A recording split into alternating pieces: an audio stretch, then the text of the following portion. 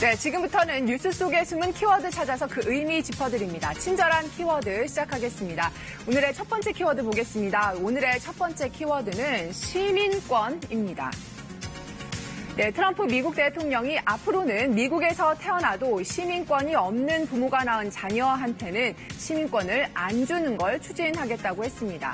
지금까지는 미국 영토에서 태어나면 미국 시민권을 자동으로 받게 돼 있죠. 이 트럼프 대통령은 이게 얼마나 말도 안 되는 거냐 이렇게 말을 했습니다.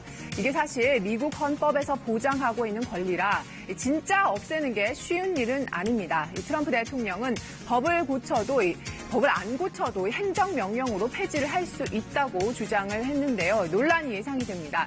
그런데 이번 언급은 미국 중간 선거를 일주일 앞두고 나온 거거든요. 이 반이민 정책을 밀어붙이는 트럼프 대통령이 이 지지층인 보수 유권자들을 더 결집시키기 위한 발언이란 분석이 가능합니다. 이 펜스 부통령도 분명한 건 출생 시민권을 다시 검토할 방법을 찾고 있다는 점이라고 거들었습니다. 오늘의 첫 번째 키워드 시민권이었습니다.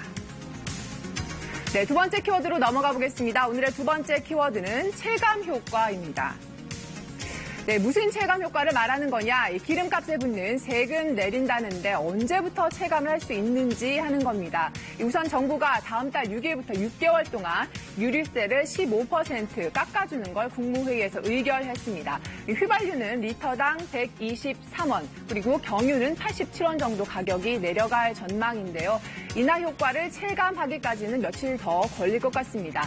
일단 유류세는 기름이 정유 공장에서 출고되는 시점에 부과가 됩니다. 이 출고가 되고 실제로 판매가 되기까지 시차가 좀 있고요. 이 주유소들이 원래 가지고 있던 재고도 있겠죠. 이걸 다 쓰고 새로 가져온 휘발유, 경유부터 세금 인하분이 반영이 됩니다. 이 정유사들은 최대한 신속하게 인하분 반영하겠다 이런 입장입니다. 오늘의 두 번째 키워드였습니다.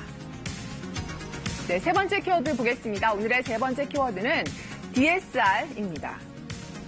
네, 오늘부터 은행들이 DSR 규제를 본격적으로 시행합니다. 지금까지는 시범 운영을 해왔는데 오늘부터 의무화되는 겁니다.